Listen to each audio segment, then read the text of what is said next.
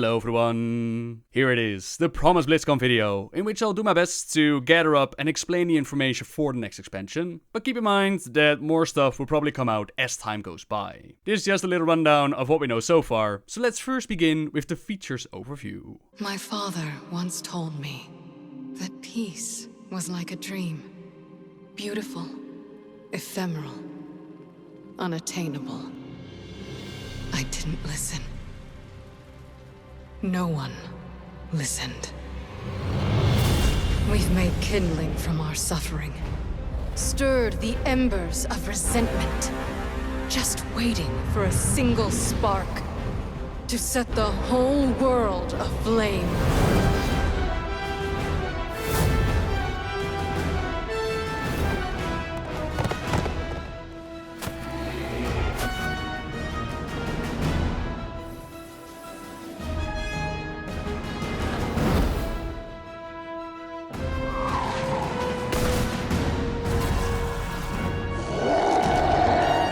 As the Alliance returns to forgotten kingdoms, the Horde seeks the might of an ancient empire.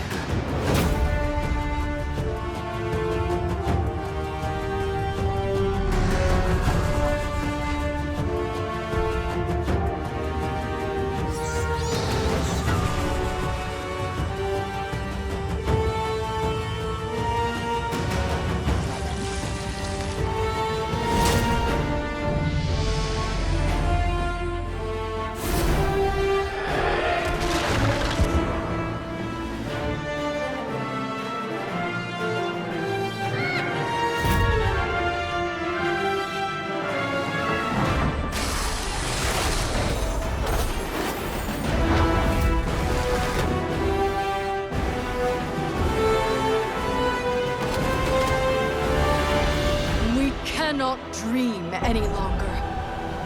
The time has come to call on allies willing to join the fight, to rally beneath the banners of a world at war.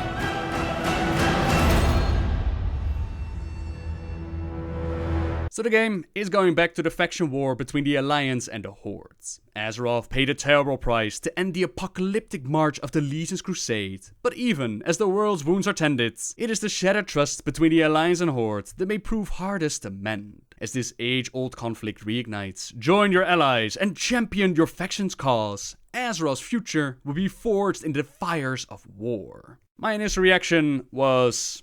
what faction war again? We haven't really seen much fighting going on between the Alliance and Horde during Legion. We teamed up to save our world as we always do, but apparently the tensions between the factions, old hatreds, they've been shimmering underneath the surface and are now ready to pop out into all-out war. There's a book coming out called Before the Storm, which is written by Christy Golden, and there's a small sample handed out at the con, which you can also check out online. There's some interesting stuff mentioned in a very small section, which is of course great for the teaser as it makes you want to read more. But from it, we learn that Sylvanas, she didn't care about the bombing of Fedamore, which was done by Garrosh. She just didn't approve of its timing. She still has somewhat of feelings towards Nephanos, as hinted at during her short story. And within the Undercity, a brand new faction is sprung to life to fill up the void of power which was left behind when she was forced to lead the Hordes. The faction is called the Desolate Council, and the rumors of what she tried to do in Stormheim, enslave Aegir and get more Valkyr so she and her people would never die, they've reached even the Undercity. Surprisingly, not all of the Forsaken desire what she desires, to live on forever, but the teaser does not reveal what they do desire. All they said was that they have the free will, and with it comes the freedom to disagree with their Banshee Queen. Time will tell how all of that is going to play out. It does give the option of removing Sylvanas and still have a ruling force for the Forsaken,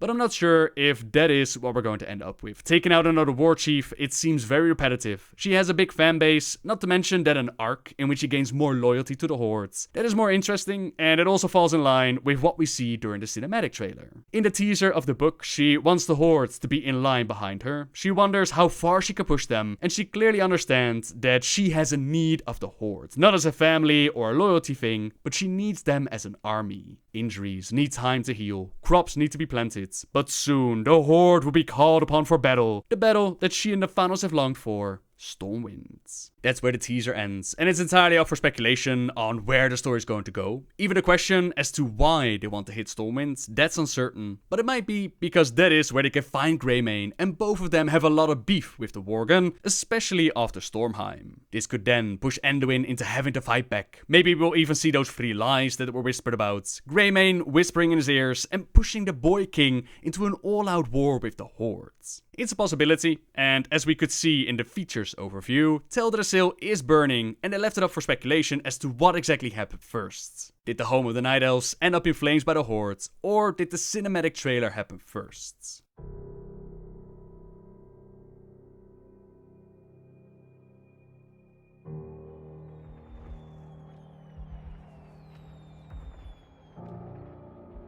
Ours is a cycle of hatred. Alliances forged and broken. We have paid the price for sharing this world. And we have forgotten what makes us strong.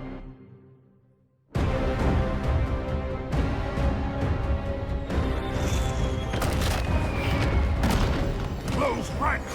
Advance has won! Lordaeron will be ours! My king, we have her cornered.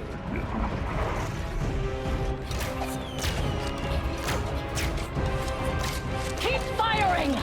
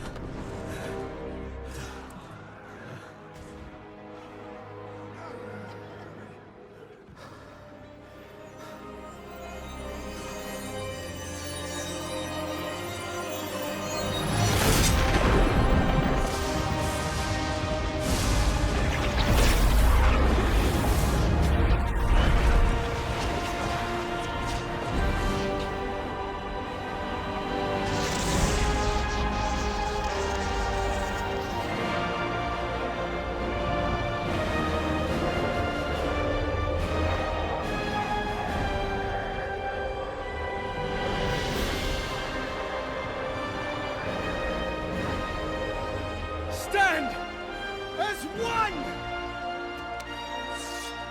for the Alliance!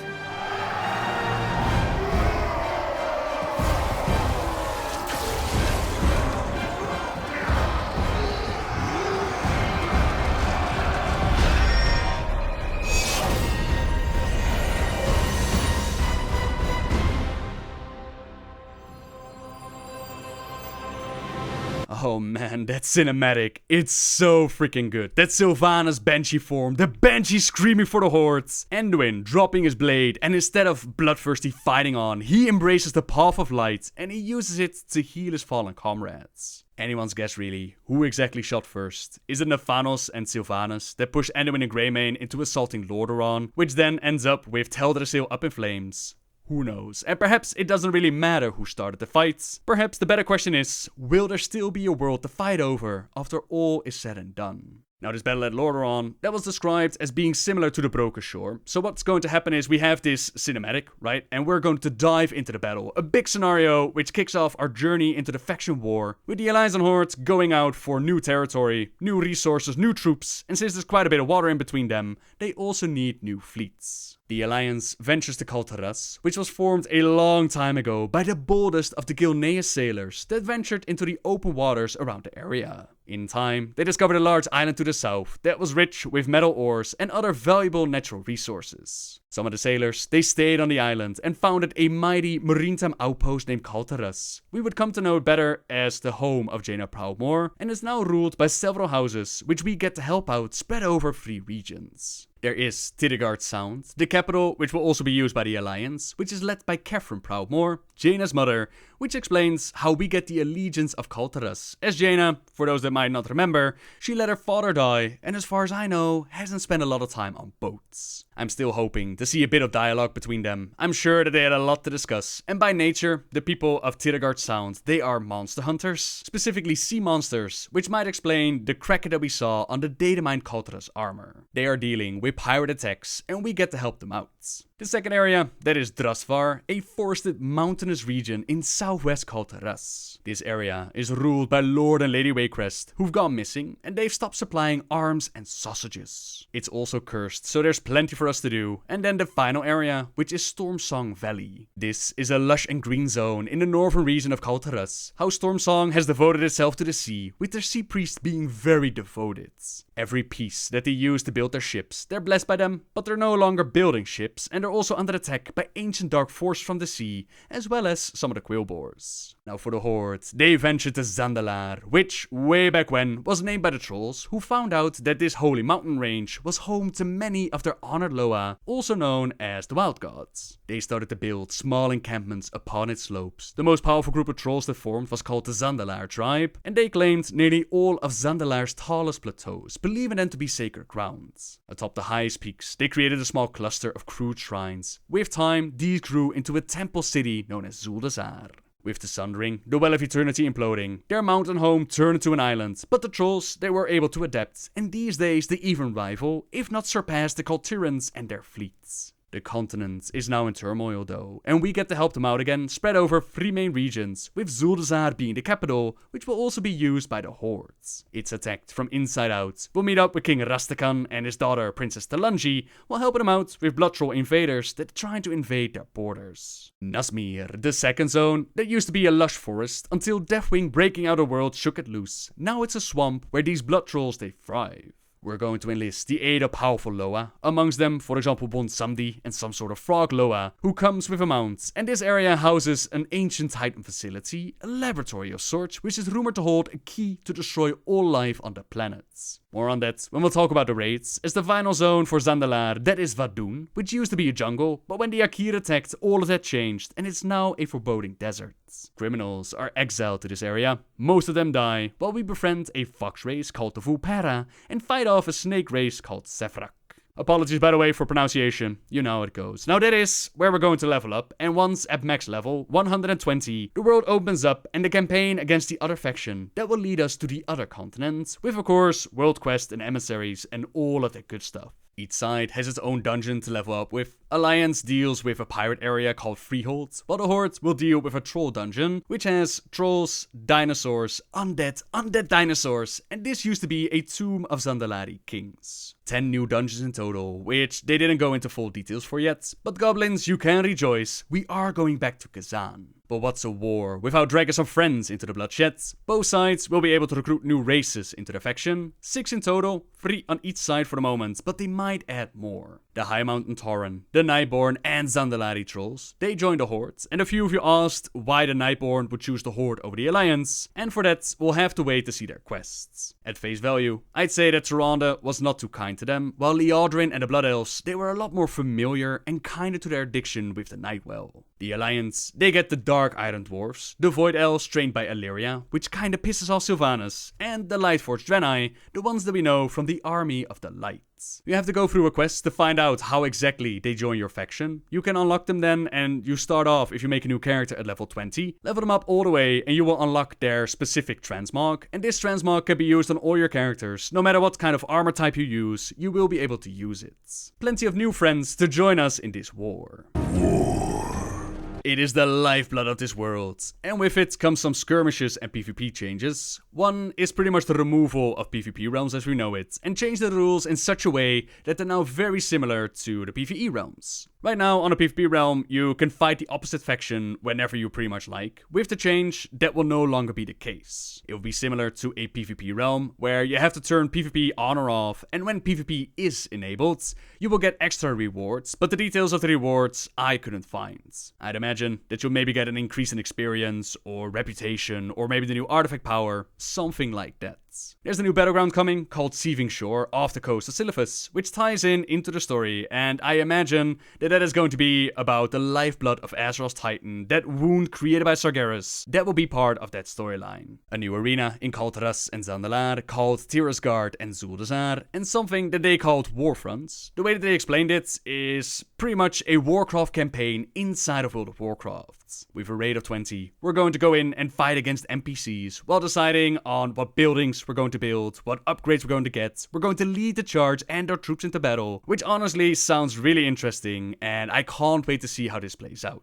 Not all of the things they announce is about war though. We've also got islands and plenty of treasure to be found. We're going to explore and seek big rewards in free-man adventures. Now I want to say scenarios, but they didn't actually use the term scenarios. Either way, 3 people are going to go to an island and compete with either advanced AI opponents or more in a PvP setting, compete against other players. The adventure itself will change of course. Sometimes you'll find yourself in a town with friendly trolls. Sometimes these trolls might be wiped out by a curse. Some invading mogul from Pandaria might show up, and since the AI is advanced, they also won't respond the same each and every time. Again, interesting system, and I can't wait to see how it plays out.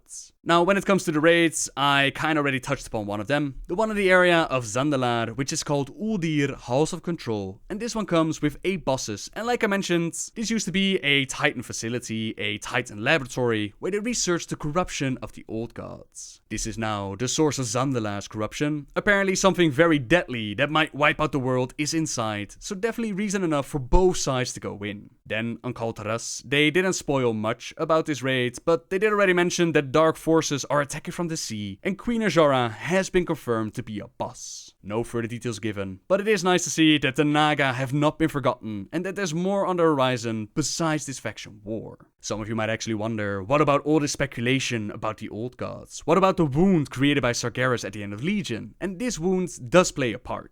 It's mentioned in the Christie Golden teaser. Goblins are still searching around the Silithus, and the powers that are flooding out of the wounds, they will be used for our new artifacts. The old ones are going to go away. They didn't explain in detail what will happen to them, but it was something in the direction of they'll go out in a blaze of glory. This might mean that we'll use the power of the weapons at the end of Legion. Either way, however they're going to go away, we are going to deal with the wound in Silithus. Magni has not left us quite yet, and the speaker will help us with obtaining the heart of Azeroth. This is a gift from Azeroth itself, a medallion of sorts, and Azerite, the life essence bleeding out of that wound, that will be used to power it up.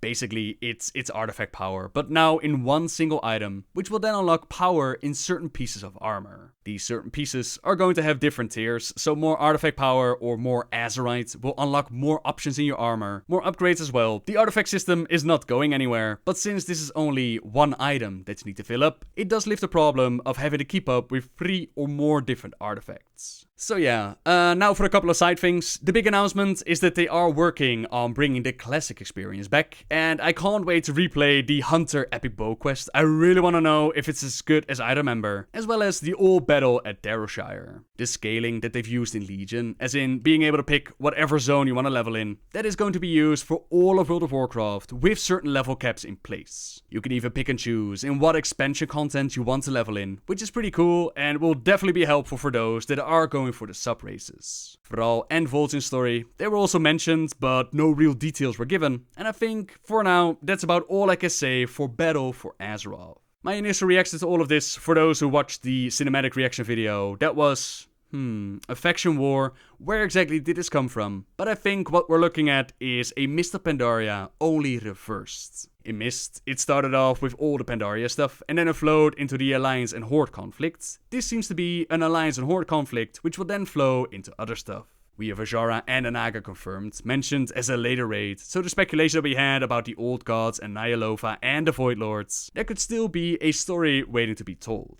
I'm optimistic, but I find it hard to get really excited about a faction war. It's very personal, I've never really felt the faction pride, I play on both sides after all, which I really enjoy, not to mention that in a setting like World of Warcraft, it's very difficult to give a proper ending to a war between the factions. Players will always need a faction to play with, you can't just wipe the humans or the Forsaken off the map, so it's difficult to attach real consequences to something like this. I am, however, very, very excited to read the new book. We have the Chronicles to look forward to, there's Zandalar, which looks incredible, the Naga are going to show up, there is development for Anduin and Sylvanas, and all in all, I am cautiously excited, and I really hope it's going to deliver. Another Legion might be too much to ask for, but I'm keeping my fingers crossed. And with that, ladies and gentlemen, I hope you enjoyed this video, and by all means, let me know what you think of the information so far. Are you excited? Has WoW died already? Let me know in the comments down below, and until next time guys, see ya!